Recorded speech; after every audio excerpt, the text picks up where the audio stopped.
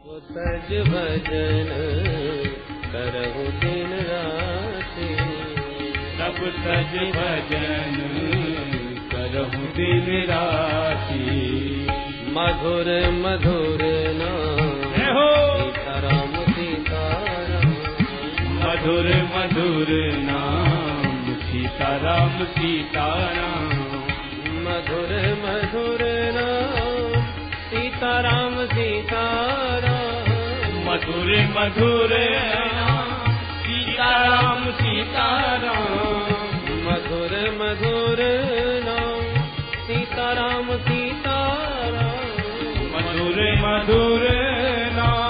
सीताराम सीताराम, मधुर मधुर नाम सीताराम सीताराम।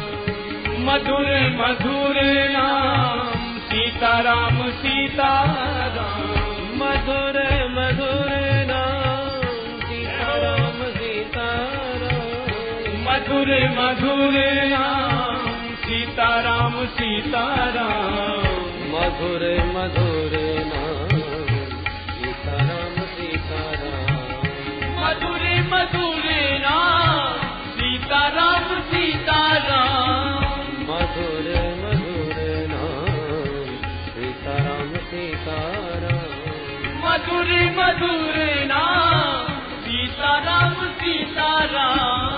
सीताराम सीताराम, सीताराम सीताराम।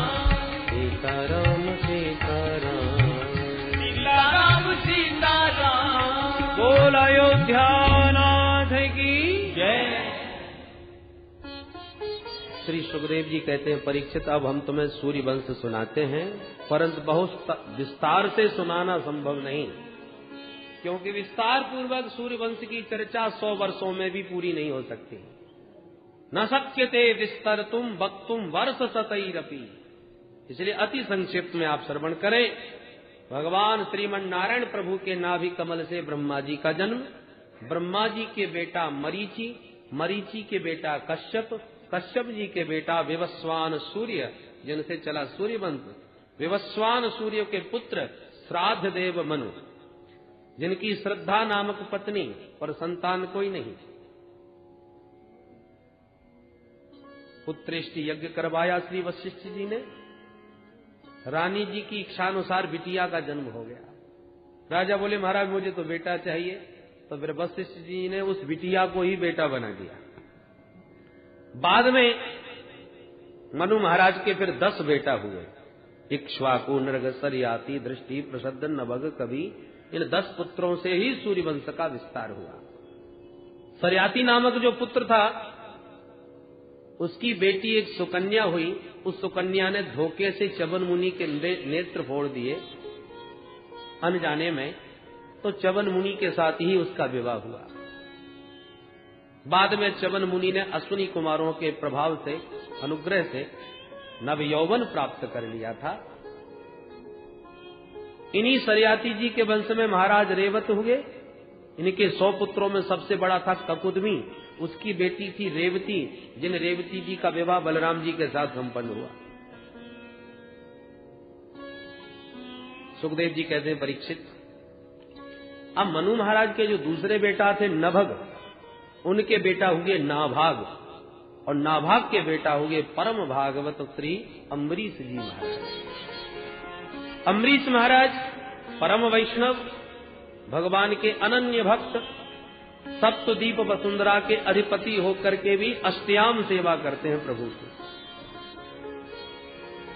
सबई मनः कृष्ण पदारविंदयोर बचांसि वैकुंठ गुणानुवर्णने, करौ हरेर मंदिर मार्जनादिषु श्रुतिं चकाराच्युत सत्कथोदय।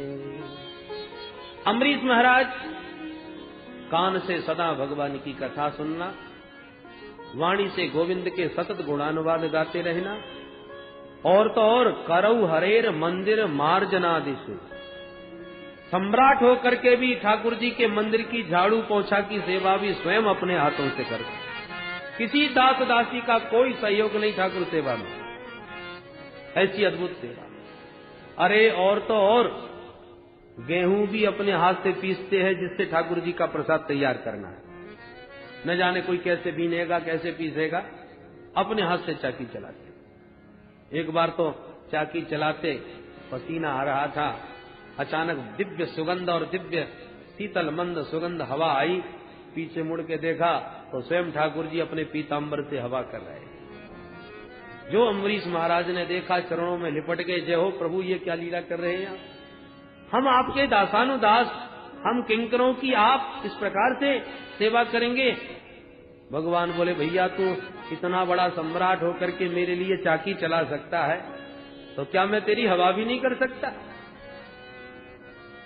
ऐसे भगवान भक्तवत्सल। भगवान बोले, अम्बरीश आज से ये सुदर्शन मेरा नहीं तेरा है, क्योंकि तू तो सतत मेरे भजन में भक्ति में संलग्न है। कहीं तेरे ऊपर कोई आपत्ति विपत्ति ना आवे, इसके लिए मेरा सुदर्शन सदा तुम्हारे साथ है।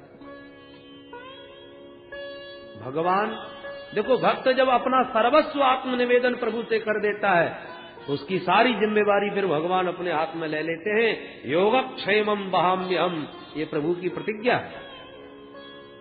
पर एक बार अम्बरीश महाराज ने एकादशी का व्रत किया, बिल्कुल निर्जला, पानी तक नहीं पिया। व्रत तो सफल हुआ, पर द्वादशी में जब व्रत का पारण करने लगे तो उसी क्षण महात्मा दुर्वासा मुनि आ गए। आइए महाराज प्रसाद पाइए। दुर्वासा जी बोले, अवश्य पाएंगे, पर इस समय संध्या वंदन करने जा रहे हैं, लौट करके फिर पाते हैं। क्यों कह के चले गए। अब अम्बरीश महाराज दुविधा में पड़ गए, क्योंकि तिथि क्षय है, तिथि निकल रही है। ब्राह्मणों से पूछा, क्या करें महाराज? ब्राह्मणों ने कहा, भगवान का चरणामृत पी लो, व्रत भी खुल जाएगा और ब्राह्मण का सम्मान भी रह जाएगा।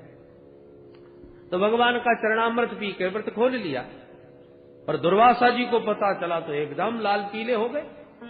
यो माम अतिथि मायातम आतिथ्येन निमंत्र च अदत्वा भुक्तवान तस्य सद्यस्ते दर्शये फलम।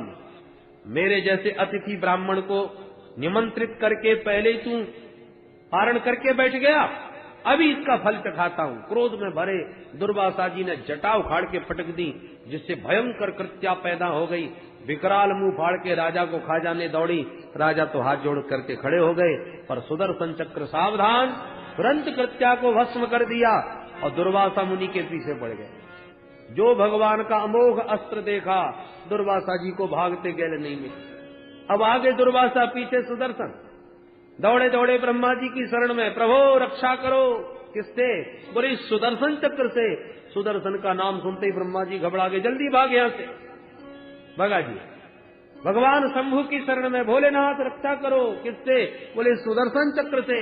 भोलेनाथ ने कहा, तमेव शरणम याहि। अरे जिसका सुदर्शन है उसी की शरण में जा। तब आकर के भगवान नारायण के चरणों में गिरे दुर्वासा। हे प्रभु, ये सुदर्शन अमोघ आपका ही अस्त्र है और आप अनन्य ब्राह्मण भक्त हैं, ब्राह्मण्य हैं। मुझ ब्राह्मण की आप ही रक्षा करो। अपने सुदर्शन से ही रक्षा की गुहार कर रहा हूं। भगवान बोले, मुझे भी स्वतंत्र न समझिए, मैं भी पराधीन हूं। होश उड़ गए दुर्वासा जी के। आज नारायण कह रहे हैं कि मैं पराधीन हूं। आपके ऊपर किसका शासन चलता है प्रभु? तो भगवान अपना पारतंत्र स्वीकार करके कहते हैं। रामायण में तो नारद जी ने खूब आरोप लगाया, परम स्वतंत्र न सिर पर कोई। और भगवान भागवत में अपना पारतंत्र स्वीकार करते, नहीं हम स्वतंत्र नहीं है। अहम भक्त पराधीन यस्वतंत्र इव द्विज साधुभिर्ग्रस्त हृदयो भक्तैर्भक्त जन प्रिय। दुर्वासा जी, बहुत द्विज, मैं अपने अम्बरीश जैसे भक्तों के सर्वथा अधीन रहता हूं। किस प्रकार? बोले, बसी कुर्वन्ति माम भक्त्या तत्श्रियः तत्पतिं यथा। जैसे परम पतिव्रता स्त्री पतिपरायणा होकर के अपने सेवा के बल पर पति को अपने अधीन कर लेती है, ऐसे ही इन भक्तों ने मेरे परायण होकर मुझे अपने बस में कर दिया। जो अपना सर्वस्व त्याग करके मेरी शरण में आ गए, उन भक्तों को मैं कैसे त्याग सकता हूं? हित्वा माम शरणम याता कथम तांस्त्यक्तुम उत्सहे। ये भक्त सदा मुझे अपने हृदय में बांध करके रखते हैं, तो मैं भी इन भक्तों को अपने हृदय में रखता हूं। ये भक्त मेरे अतिरिक्त किसी को नहीं जानते, तो आज मैं भी कहता हूं दुर्वासा जी, मैं भी इन भक्तों के अलावा किसी को नहीं जानता। साधवो हृदयम मह्यम साधूनाम हृदयम तो हम मदन्यत्ते न जानन्ति नाहम तेभ्यो मनागति। दुर्वासा जी बोले, तो आज क्या भगवत शरणागति व्यर्थ जाएगी? अरे भगवान की शरणागति से बढ़कर कोई शरणागति हो नहीं सकती। मैं समर्थ नारायण की शरण में आया हूं और प्रभु आप भी हाथ उठा के कह रहे हो मैं असमर्थ हूं। आपकी शरणागति कलंकित हो जाएगी। भगवान बोले, ना ना, मेरी शरणागति व्यर्थ नहीं हो सकती। उपायम कथयिष्यामि। मेरी शरण में आए हो, बचने का उपाय बता रहा हूं। क्या उपाय है? कि जिस वैष्णव का अपराध करके आए हो उसी के पास चले जाओ, बच जाओगे। तब बेचारे दुर्वासा जी को वापस मुड़ना पड़ा, और तब तक 1 वर्ष बीत चुका था महाराज। 1 वर्ष के बाद दुर्वासा जी भाग करके वापस अम्बरीश के चरणों में गिर पड़े। अम्बरीश ने उठा के हृदय से लगा लिए, महाराज उल्टी गंगा न बहाइए, ये दास अपराधी है आपका, मुझे क्षमा करें। दुर्वासा जी बोले, और सब बातें बाद में करते रहेंगे, पहले सुदर्शन को शांत कर, 1 वर्ष से लगातार मुझे भगा रहा है। तब अम्बरीश महाराज ने सुदर्शन चक्र की स्तुति करी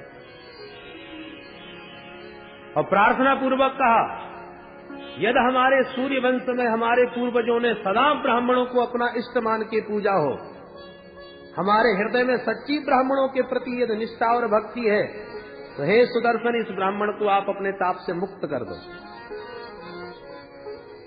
परंतु सुदर्शन शांत नहीं। तब दूसरी सौगंध ली, मैंने समस्त भूत प्राणियों में अपने सचमुच अपने प्रभु का ही दर्शन किया हो, कभी किसी का अहित स्वप्न में भी न सोचा हो, सभी से उसी भावना से प्रीति करी जो नारायण से प्रीति होती है, तो नारायण का ही सब में दर्शन करके सबसे मैंने समान प्रेम किया हो, तो ये वाणी मेरी सत्य है, तो हे सुदर्शन तुम शांत हो।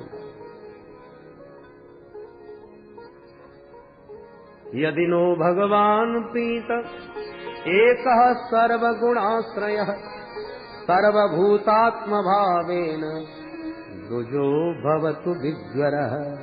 ये भगवान की जब शपथ सुनी तब सुदर्शन चक्र जाके शांत हुए।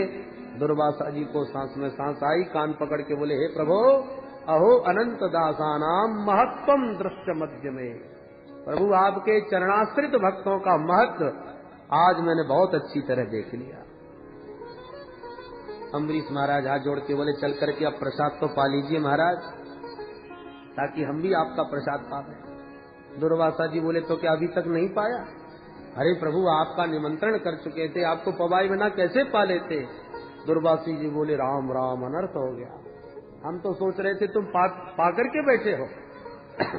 1 वर्ष तक श्री अम्बरीश महाराज ब्राह्मण का निमंत्रण कर चुके थे, इसलिए भोजन ही नहीं पाए।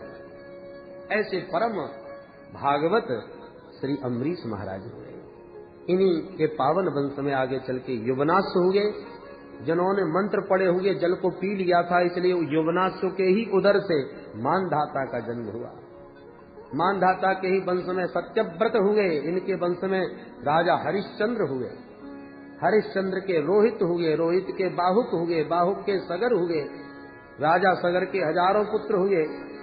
परंतु इनके अश्वमेध यज्ञ का घोड़ा इंद्र ने चुराकर कपिलाश्रम में बांध दिया, तो सगर पुत्रों ने कपिल भगवान को इस चोर समझ लिया। अब शब्दों बोलने लगे, एस बाज हरस चोर आस्ते मीलित लोचन। इस पाखंडी को देखो, हमारा घोड़ा चुरा के कैसा आंख बंद किए बैठा है। कपिल भगवान के नेत्र खुल गए और सगर के 60,000 पुत्र सब जल करके राख का ढेर हो गए। अब कैसे उद्धार हो? तो कपिल भगवान ने उपाय बताया कि माता गंगा के जलस्पर्श से उद्धार हो सकता है। तब सगर पुत्र असमंजस, असमंजस पुत्र अंशमान, अंशमान पुत्र दिलीप और दिलीप के पुत्र भगीरथ, इन सबने तपस्या करी। तब भगीरथ के तप से गंगा मैया प्रकट भई।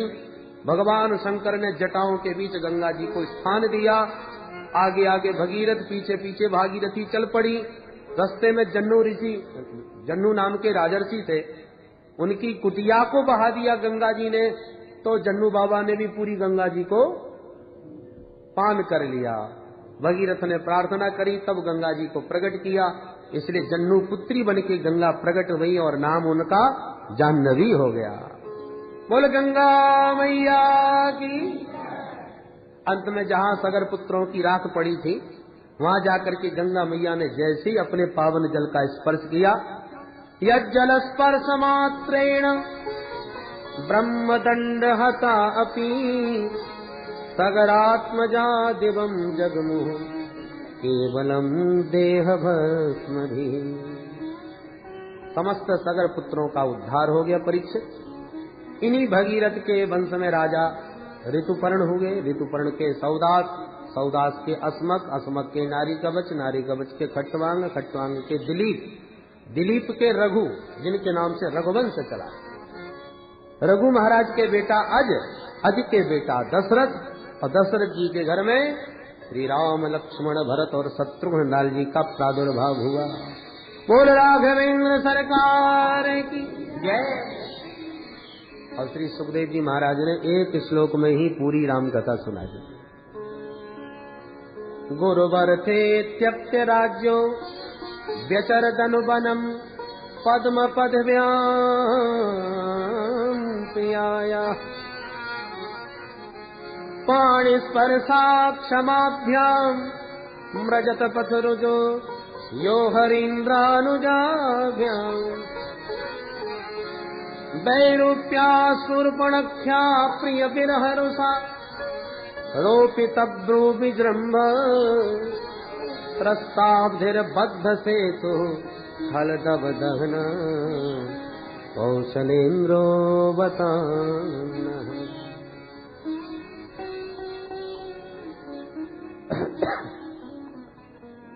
परीक्षित की संतुष्टि नहीं हुई एक श्लोक की राम कथा से, तब सुखदेव जी ने 2 अध्यायों में राम कथा बहुत ही सूत्रात्मक विधि से वर्णन की। और आइए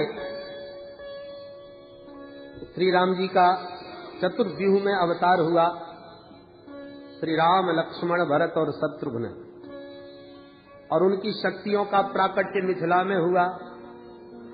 4 बधुएं एक ही साथ, एक ही परिवार में। हम भी अपने हृदय भवन को अवध और मिथिला बनाकर शक्तियों के साथ उन 4 शक्तिमानों को हृदय में विराजमान करें और अपने हृदय में राम राज्य की प्रतिष्ठा करें। और वो कैसे संभव है, आइए इस पर थोड़ा सा 5-7 मिनट में चर्चा करके राम कथा मंदाकिनी में केवल इतना ही आचमन करके फिर आगे बढ़े।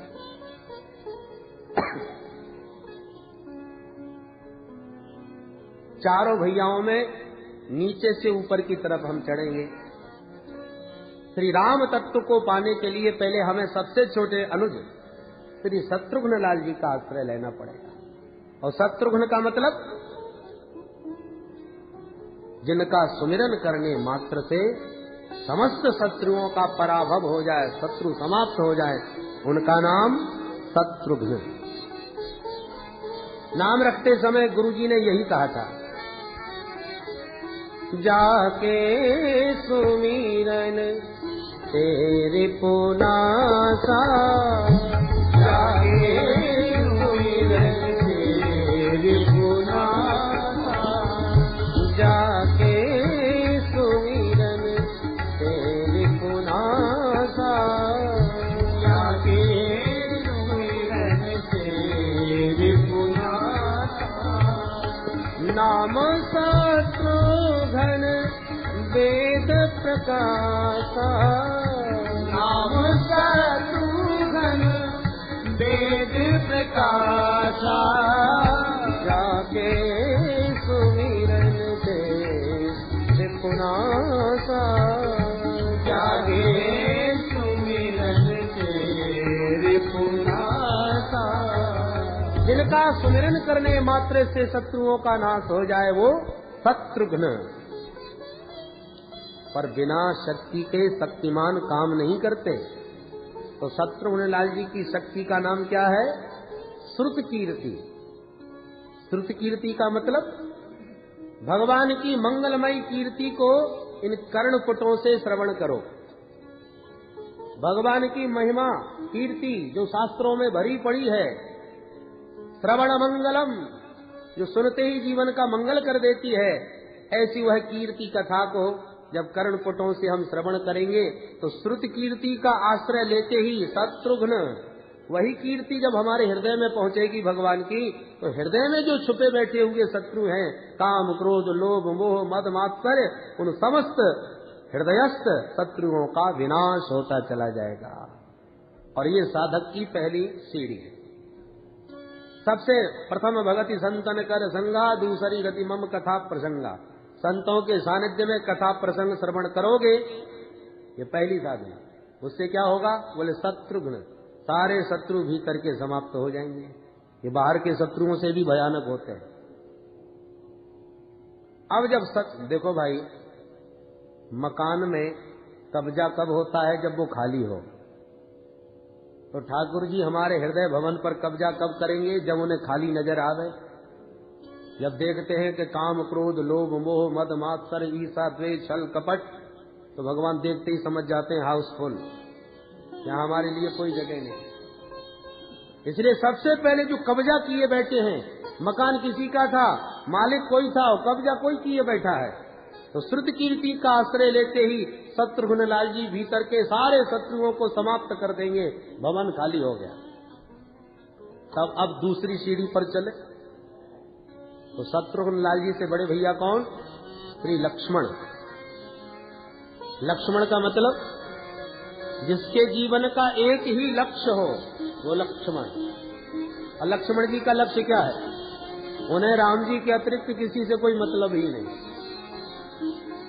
शास्त्र कहते हैं मातृदेवो भव, पितृदेवो भव, आचार्य देवो भव, और यही शिक्षा राम जी ने भी लक्ष्मण जी को दी। भैया लक्ष्मण, भरत शत्रुघ्न मामा जी के यहाँ गए हैं और माता पिता की हमको बन जाने की आज्ञा मिल चुकी है। अब सारी अयोध्या का दायित्व तुम्हारे कंधे पर है। इसलिए लक्ष्मण भैया अब यहीं रह करके अयोध्या में माता पिता की सेवा करो। पर क्या लक्ष्मण जी मान गए? लक्ष्मण जी ने तो सीधा जवाब दिया, गुरु पितु मातु न जानऊ कहु स्वभाव नाथ पतिया। गुरु पितु मातु न जानऊ कहु स्वभाव नाथ पतिया। मुझे किसी से कोई मतलब नहीं। देखिए तीनों का नाम ले दिया, मातृदेवो भव, पितृदेवो भव, आचार्य देवो भव। और लक्ष्मण जी कह रहे गुरु पितु मात न जानो काऊ, मुझे किसी से कोई मतलब नहीं। राम जी बोले ये तुम बोल रहे हो? रामो विग्रहवान धर्म, साक्षात धर्म के विग्रह श्री राम जी के अनुज बोल रहे हैं। ये रामानुजाचार्य जी महाराज बोल रहे हैं। अरे भाई, जब माता पिता गुरुजनों को ही नहीं मानते तो फिर संसार में मानते कैसे हो तुम? लक्ष्मण जी बोले मैंने तो जीवन में एक को ही माना है। मोरे सबई एक तुम स्वामी, मोरे सबई एक तुम स्वामी, मोरे सबई एक तुम स्वामी। दीन बंधु और अंतरयामी, मोरे सबई एक तुम स्वामी। दीन बंधु अंतरयामी। संसार के जितने नाते हैं उन समस्त नातों को मैंने सिर्फ आप में देखा है। माता रामो मत पिता रामचंद्र, स्वामी रामो मत सखा रामचंद्र, सर्वस्व में रामचंद्रो दयालु, नान्यम जाने नैव जाने न जाने। न अन्यम जाने, अन्य किसी को मैं जानता ही नहीं। भगवान बोले तुम सही कह रहे हो, क्योंकि रोज मेरे को सभी लोग प्रणाम करते समय यही कहते हैं त्वमेव माता च पिता त्वमेव, और वो केवल कहते ही कहते हैं, तुम कहां से कह रहे हो? लक्ष्मण जी बोले हे दीनबंधु, क्या तुमसे कोई झूठ भी कह सकता है? और मैं झूठ कह रहा हूं केवल वाणी से कह रहा हूं या हृदय से कह रहा हूं, ये मुझसे ज्यादा आप समझ सकते हो। भगवान बोले मैं कैसे समझूं? बोले दीनबंधु उरु अंतर्यामी, आप तो सबके अंतर्यामी हो, भीतर ही छुपे बैठे हो, आप ही भीतर से जरा झांक के देखिए मैं कहां से कह रहा हूं। और लक्ष्मण जी के इस हृदय की भावना को जब भगवान जान गए, प्रसन्न होकर के बोले अच्छा तो कोई बात नहीं, माता जी से आज्ञा लो, चलो हमारे साथ।